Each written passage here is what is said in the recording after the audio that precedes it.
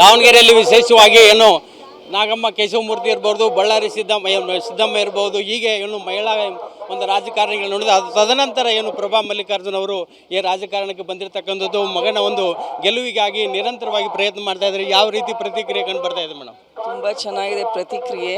ಬೈಪೋಲ್ ಆಗಿರೋದ್ರಿಂದ ಸಾಕಷ್ಟು ವಿಚಾರಗಳು ಜನರ ಮುಂದೆ ನಾವು ಮುಟ್ಟಿಸ್ಲಿಕ್ಕೂ ಕೂಡ ಒಂದು ಸಾಧ್ಯತೆ ಇದೆ. ಬಿಕಾಸ್ ಈಗಾಗಲೇ ಒಳ್ಳೆ ಅಧಿಕಾರ 3 ವರ್ಷದಿಂದ ಕಾಂಗ್ರೆಸ್ ಸರ್ಕಾರ ಕೊಡ್ತಾ ಇದೆ ರಾಜ್ಯದಲ್ಲಿ.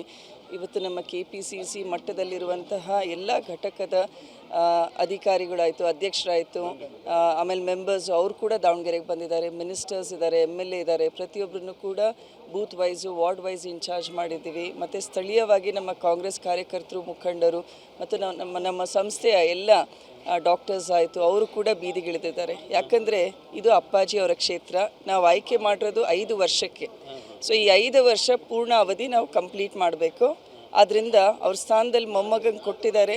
ಸೊ ಅವ್ರಿಗೆ ನಾವು 2 ವರ್ಷ ಆ್ಯಸ್ ಅ ಶಾಸಕ ಕೊಟ್ಟಾಗ ಯಾವ ರೀತಿ ಮಾಡ್ತಾರೆ ಅಂತ ಜನ ಕೂಡ ಸಾಕಷ್ಟು ನಿರೀಕ್ಷೆಯಿಂದ ಇವತ್ತು ವೋಟ್ ಮಾಡ್ತಾ ಇದ್ದಾರೆ. ವಿಶೇಷವಾಗಿ ಈಗ ಏನು BJP ಒಂದು ಪ್ರಚಾರ ನೋಡಿದರೆ ಅವರೆಲ್ಲ ಒಂದು ಅಲ್ಪಸಂಖ್ಯಾತರ ಬಂಧುಗಳು, ಅಲ್ಪಸಂಖ್ಯಾತರ ಬಂಧುಗಳು ಅಂತಾರೆ. ಮೊದಲ ಬಾರಿ ಈ ರೀತಿಯಾದ ಮಾತುಗಳು ಕೇಳಿ ಬರ್ತದೆ. ಯಾಕೆ? ಅಲ್ಲ, ಅದು ಸ್ವಾಭಾವಿಕ. ಎಲ್ಲ ರೀತಿ ಇಶ್ಯೂಸು ಆಮೇಲೆ ವೋಟಿಂಗ್ ಪ್ಯಾಟರ್ನ್ಸ್ ನೋಡ್ಕೊಂಡು ಮಾತಾಡ್ತಾರೆ. ಆದರೆ ನಮಗೆಲ್ಲರಿಗೂ ಏನು ನೆನ್ಪಿಟ್ಕೋಬೇಕಾಗಿದೆ ಅಂದರೆ ಅಪ್ಪಾಜಿಯವರ ಅಗಲಿಕೆಯಿಂದ ಬಂದಿರುವಂತಹ ಚುನಾವಣೆ ಇದು.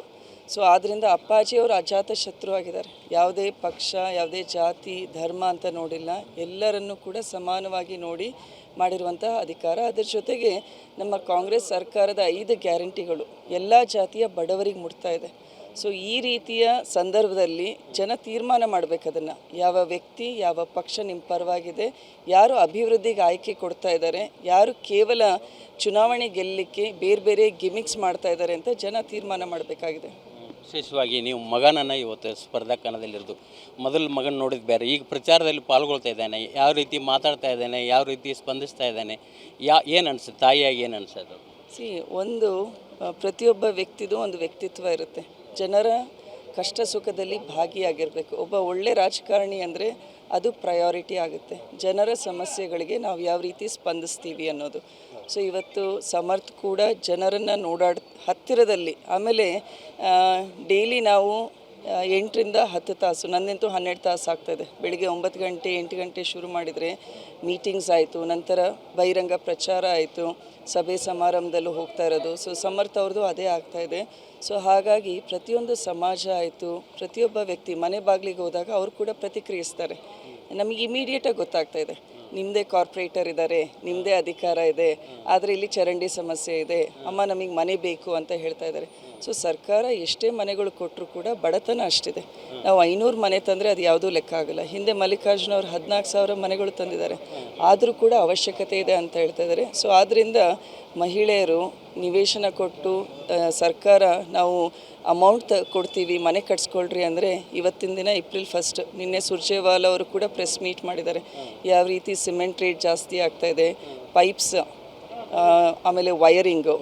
ಸೊ ಒಂದು ಮನೆ ಕಟ್ಟಬೇಕು, ಒಂದು ಇಂಡಸ್ಟ್ರಿಗೂ ಕೂಡ ಸಾಕಷ್ಟು ಹೊರೆ ಆಗ್ತಾಯಿದೆ. ಜೊತೆಗೆ LPGದು, ಆಮೇಲೆ ಮಿಡ್ಲ್ ಈಸ್ಟ್ನಲ್ಲಿ ಆಗ್ತಾ ಇರೋವಂಥ ಕ್ರೈಸಿಸ್ಸು.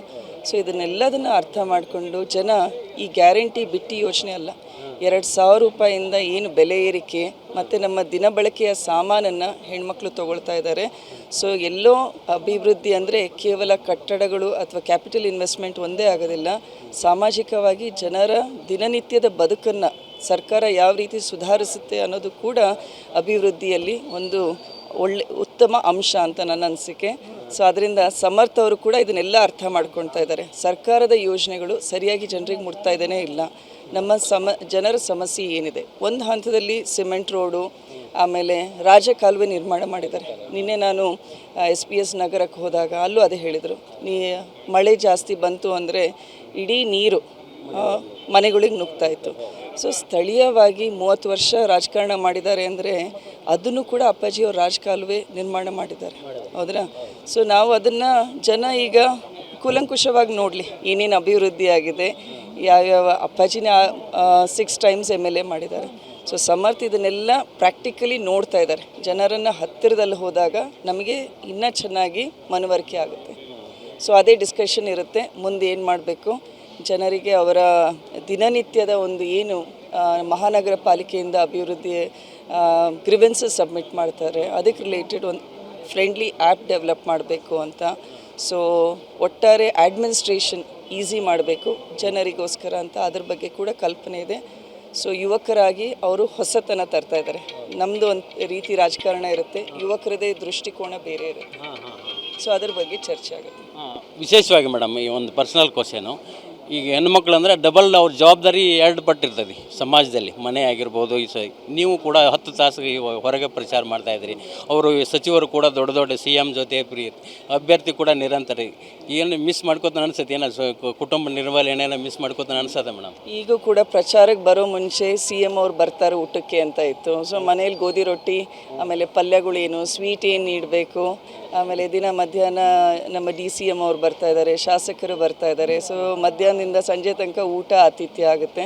ಸೊ ಅದರಿಂದ ಆ ಜವಾಬ್ದಾರಿನೂ ಇದ್ದರೆ ಹೆಣ್ಮಕ್ಳಿಗೆ ನಮಗೆ ಏನು ಮಲ್ಟಿಫ್ಯಾಸೆಟೆಡ್, ಹೌದಾ, ಮಲ್ಟಿಪಲ್ ರೋಲ್ಸ್ ನಾವು ಮಾಡಲಿಕ್ಕೆ ಸಾಧ್ಯ. ಹೆಣ್ಮಕ್ಳು ಅದು ಸ್ವಾಭಾವಿಕವಾಗಿ ಬಂದಿದೆ, ಅದನ್ನೇನು ನಾವು ಕಲಿತಾ ಹೋಗಬೇಕು ಅಂತ ಅಲ್ಲ. ಸೊ ಆದ್ದರಿಂದ ಮಿಸ್ ಮಾಡ್ತಾ ಇದ್ದೀವಿ, ಹೌದು. ಅದ್ರ ಜೊತೆಗೆ ಈ ಜವಾಬ್ದಾರಿ ಇದೆ ಅಂತಲೂ ಸಂತೃಪ್ತಿ ಇದೆ.